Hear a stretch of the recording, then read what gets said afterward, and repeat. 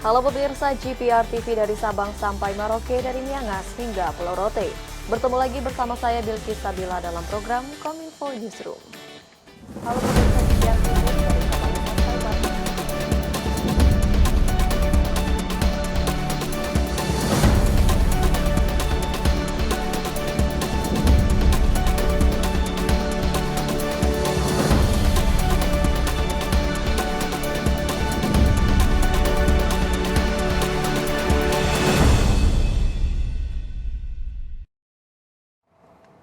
Informasi pertama kami awali dari Menteri Sosial Republik Indonesia, Tri Risma hari ini yang menjelaskan skema 20,6 juta masyarakat penerima BLT sudah siap disalurkan menggunakan sistem top-up yang diperoleh melalui data terpadu kesejahteraan sosial. Hal ini dilakukan guna menjamin agar penyaluran bantuan sosial tersebut dapat tepat sasaran. Dalam penyaluran bantuan langsung tunai bahan bakar minyak, Kementerian Sosial terus memperbaiki data terpadu kesejahteraan sosial atau DTKS setiap bulannya. Hal ini dilakukan guna memastikan penyaluran BLT BBM dapat tepat sasaran.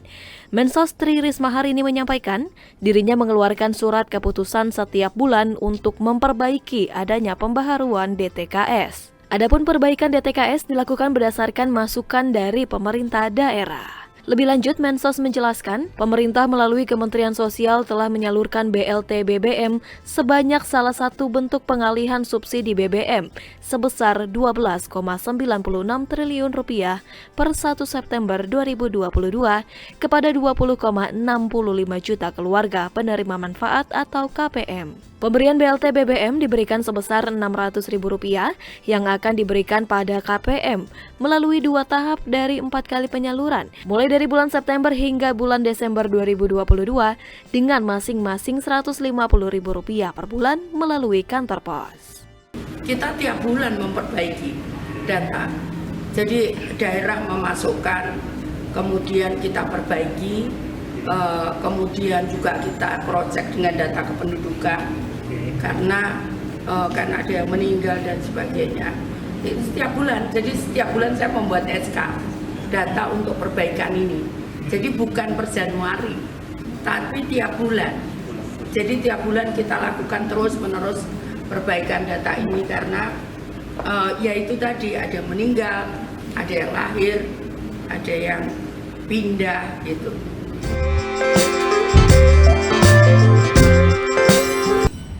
Informasi selanjutnya, pemirsa, Menteri Energi dan Sumber Daya Mineral Arifin Tasrif menyatakan PT Pertamina akan melakukan pengawasan dalam penyaluran bahan bakar minyak subsidi. Dengan demikian, nantinya subsidi BBM bisa tepat sasaran secara digital.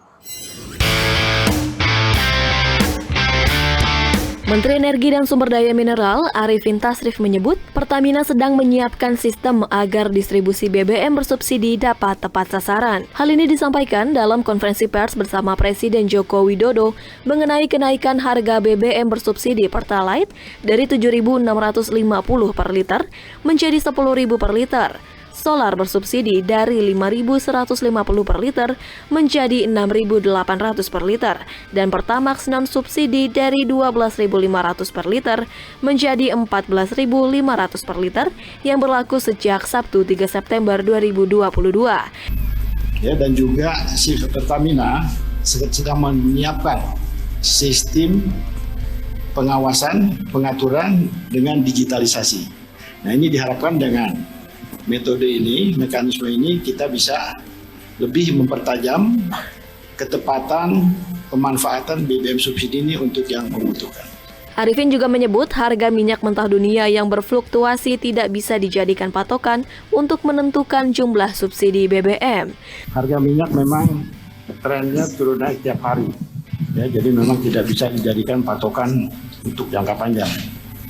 Nah, mengenai ketepatan alokasi subsidi ini, ya tadi disampaikan oleh Ibu Menku bahwa banyak dari masyarakat yang masih menggunakan BBM subsidi meskipun tergolong mampu.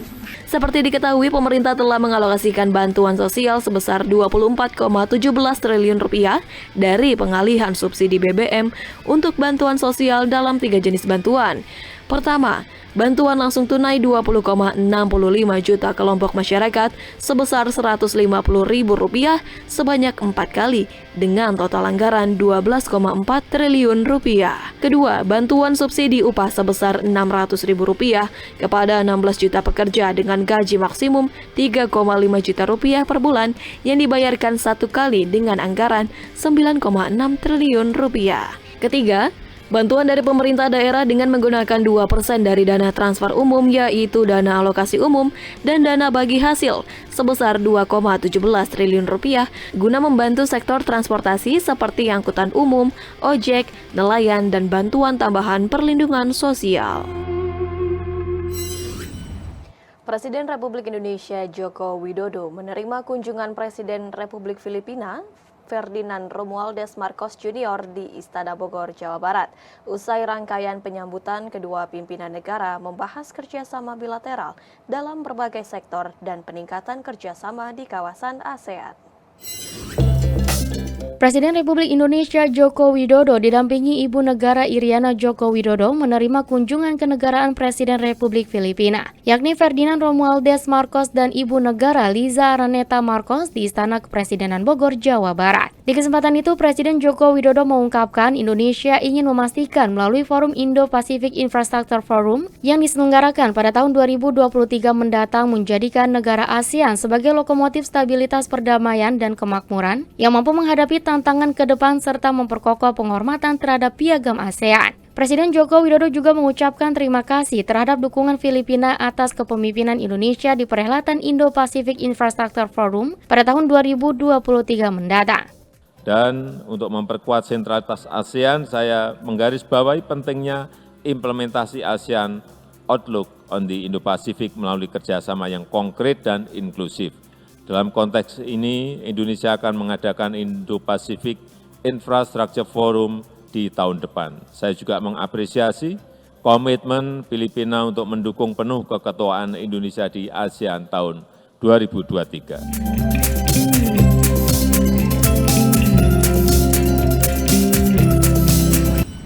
Konferensi tingkat tinggi G20 di Indonesia akan digelar pertengahan November 2022 mendatang.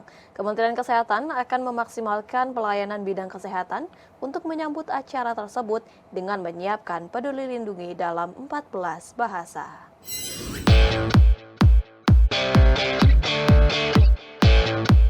Dalam memaksimalkan pelayanan bidang kesehatan pada konferensi tingkat tinggi G20 di Indonesia yang digelar November 2022, Wakil Menteri Kesehatan Dante Saxono Harbuwono mengatakan akan memaksimalkan pelayanan bidang kesehatan salah satunya dalam menyiapkan Peduli Lindungi dalam 14 bahasa. Hal ini sebagai upaya Kemenkes dalam memastikan para tamu presidensi G20 mendapatkan pelayanan kesehatan yang berstandar paling maksimal. Adapun secara rinci 9 bahasa tersebut antara lain bahasa Indonesia, bahasa Inggris, bahasa Cina, bahasa Prancis, bahasa Jepang, bahasa Rusia, bahasa Arab, bahasa Korea, dan bahasa Spanyol. Sedangkan 5 bahasa yang sedang diproses mencakup bahasa Portugis, bahasa Jerman, bahasa Italia, dan bahasa Turki. Selain itu, ada 3 hal penting yang akan disiapkan oleh Kemenkes, yakni standar protokol kesehatan, persiapan layanan kesehatan, dan akses komunikasi delegasi terhadap protokol kesehatan dan layanan kesehatan. Selain itu, terkait dengan standar protokol kesehatan, delegasi diharuskan sudah vaksinasi dosis lengkap dan terdata di Peduli Lindungi sebelum keberangkatan. Pemirsa, usai jeda berikut kami akan kembali dengan informasi lainnya. Tetaplah bersama kami.